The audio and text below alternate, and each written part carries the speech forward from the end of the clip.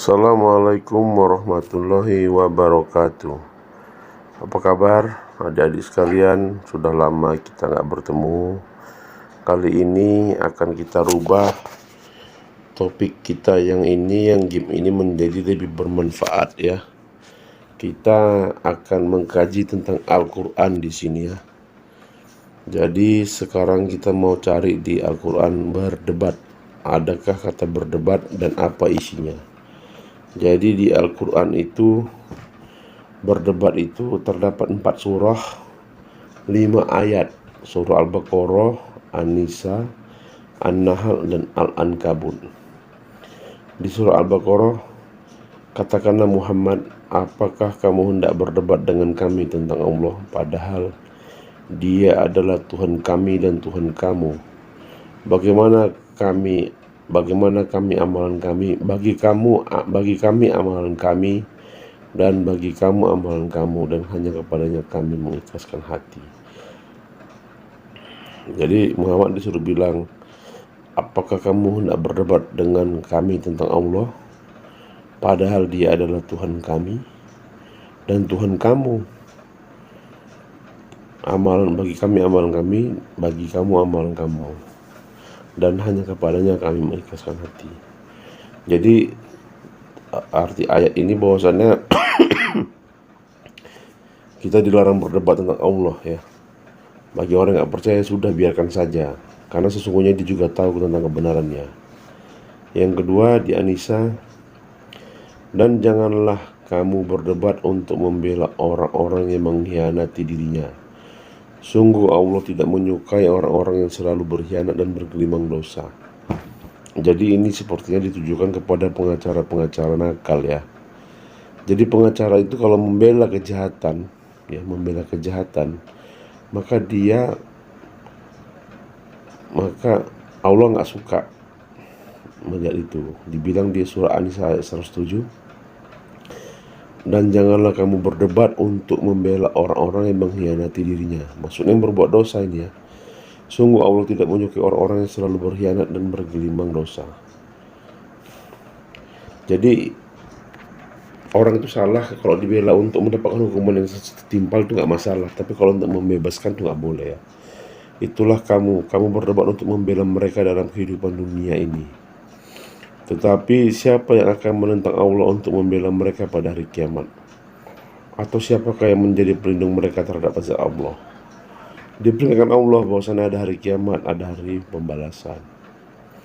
Baru An-Nahl, serulah manusia kepada jalan Tuhanmu dengan hikmah dan pengajaran yang baik, dan berdebatlah dengan mereka dengan cara yang baik. Sesungguhnya Tuhanmu, Dialah yang lebih mengetahui siapa yang sesat dari jalannya, dan Dialah yang lebih mengetahui siapa yang mendapat petunjuk.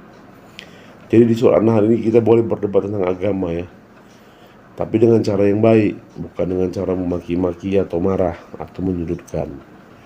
Jadi ya nggak boleh tadi berdebat tentang keesaan Allah, nggak boleh. Menjadi membela orang yang bersalah atau kita membela diri karena kita salah itu nggak boleh.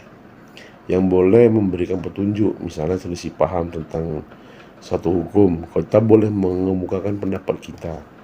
Jadi nggak boleh alasannya begini, misalnya mengatakan itu bid'ah. Pada saat diajak berdebat, kami nggak boleh berdebat.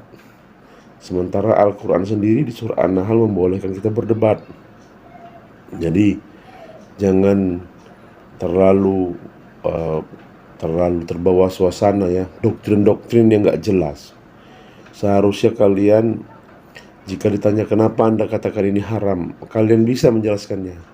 Kalau kalian nggak bisa menjelaskannya, kalian harus pergi ke guru-guru yang mengetahui di surat apa atau hadis yang mana yang mengatakan ini haram.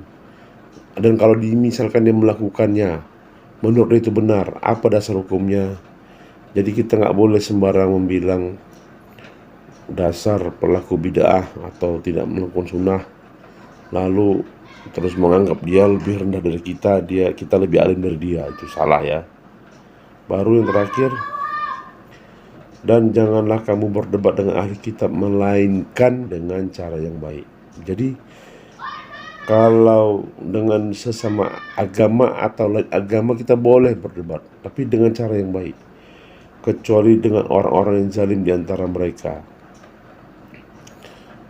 Katakanlah, kami telah beriman kepada kitab-kitab yang diturunkan kepada kami dan yang diturunkan kepadamu. Tuhan kami dan Tuhan kamu satu, dan hanya kepadanya kami berserah diri. Jadi memang orang-orang di luar muslim bingung, karena kita mengimani nabi-nabi mereka juga.